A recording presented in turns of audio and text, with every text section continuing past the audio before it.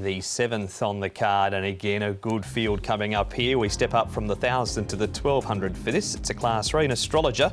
He does meet Rewarding Together better at the weights because Rewarding Together carries an extra £7 for his length and a half win last time. Jolly Good Heart likely to go forward from out wide. Storm Warnings wears cheek pieces again. Eagle makes his Happy Valley debut, as does Success Fighter. Fearless Fire's won 6 here, but it's a 2-time course and distance winner. Colonel comes back from Sha Tin to Happy Valley, and Starbright, who still holds a Derby nomination, Tom, has the tongue tie on and the best draw he has had since arriving in Hong Kong. Yes, and he's drawn nicely, isn't he, this horse, Jolly Good Heart, and barrier number 11, so that's not ideal for him. But look, Colonel, he's a horse that is in barrier number 10. He always likes to go forward, Paul, and the other one, Rewarding Together, he's in barrier 6, and he was very handy to the speed last start, just tucked him behind them there. So War of Courage in 12, it looks tricky for him. It does, doesn't it? I thought Armour Eagle will get a nice run as well. Astrologer midfield, seizing the moment, hasn't got too much gate speed, and Storm Warnings went back last time as well. Astrologer has done a good job, and one man, even though the weather is very cold in Hong Kong at the moment, who is hot, is his trainer Douglas White, and he joined Nick live from the Douglas White Racing Stables barn this morning. Douglas, Astrologer is a horse who's been in great form around Happy Valley, and you'll go to the city circuit once again this Wednesday night. Yes, he seems to have hit a rich vein of form. He's gone back after winning, and he's run well. And he's come back after that race, and he remains in good health. How has he been working since then, Douglas? I mean, he's a horse who does on race day seem to hold his form well. Is that true of his gallops also? Absolutely, he's a pleasure to be around and work with. He does everything that you ask of him, and his work in the morning has been satisfying. Last time out, you had to give £10 to Rewarding Together. You meet again, but you meet on slightly better terms this time around. Would that bring the two horses closer together in your mind? I mean, total respect to Rewarding Together. He's ultra progressive, isn't he? Absolutely. He looks the definite horse to beat. He looks a young horse on the rise. I'm not saying mine's not, but he does look a class above.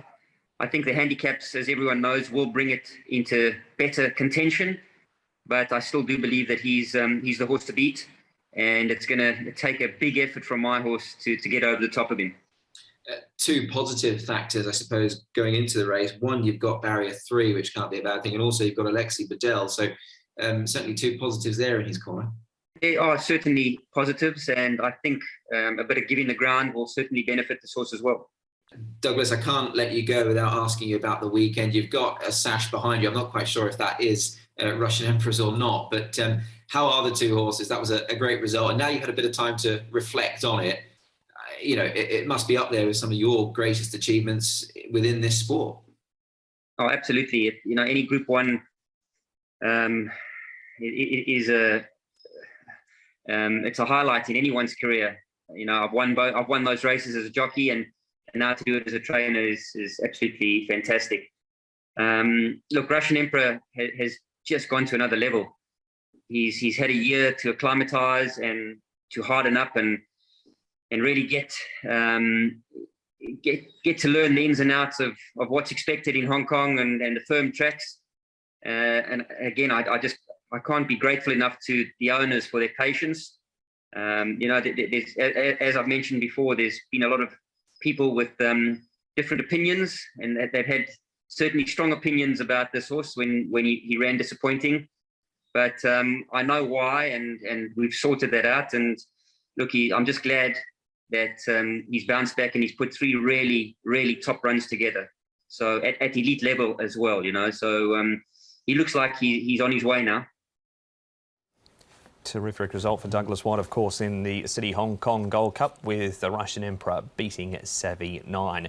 We move on here on Racing to Win, though, and trying to find a winner for Wednesday night here. Tom, Armour Eagle has only had the 4 starts. He's placed his last 3. And he's been good in all of those starts, really. His first up run showed plenty of promise behind the golden scenery, and he's coming to Happy Valley for the first time without a barrier trial. He was wide early, but stayed on well here, Paul. He's got Gate 1, Zach Purton going on board for Me Choin. They've only teamed up 3 times this year for a win in a second. Yeah, he goes in for me, Armour Eagle. I mean, I suppose the query hasn't been here to Happy Valley in the past, but he looks like he'd be suited by it. He's got barrier 1 to help him as well. And it was a nice run from him. He hit the line well, and flying ace form is pretty good form. That is indeed, and more of courage is in our next replay, Paul. This is his first look. It was at the day meeting at Happy Valley. Yeah, I'm just worried about the draw for him. He's drawn awkwardly and he might be caught wide. Seizing the moment, he's been a little bit disappointing, I think. He gets back, he runs on, and he has taken a bit of money with him, but he'll do something similar here. And Storm Warnings, look, he'll get back from his run, but I thought he hit the line okay here.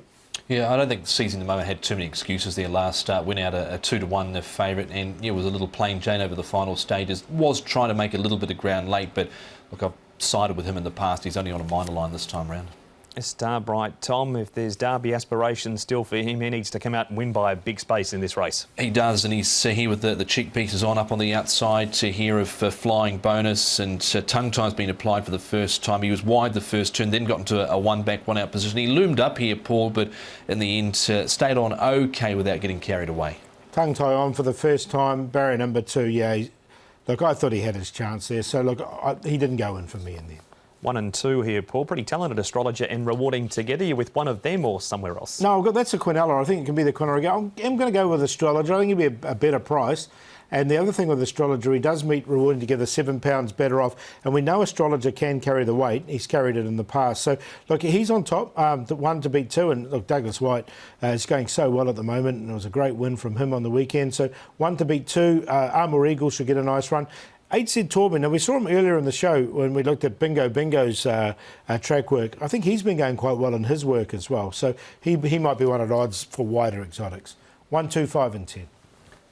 1, 5, 12 and 11 with the top weight here as well. Astrologer, he's really turned it on in his last few starts. A win 4 back, a win 2 back, second last start behind rewarding together. Armour Eagle's in, seizing the moment. He's got the lightweight again, so should get every chance. And Starbright, I'd be interested to see what he can do from barrier 2. A good draw for him this time round, so he's in for 4th. 1, 5, 12 and 11.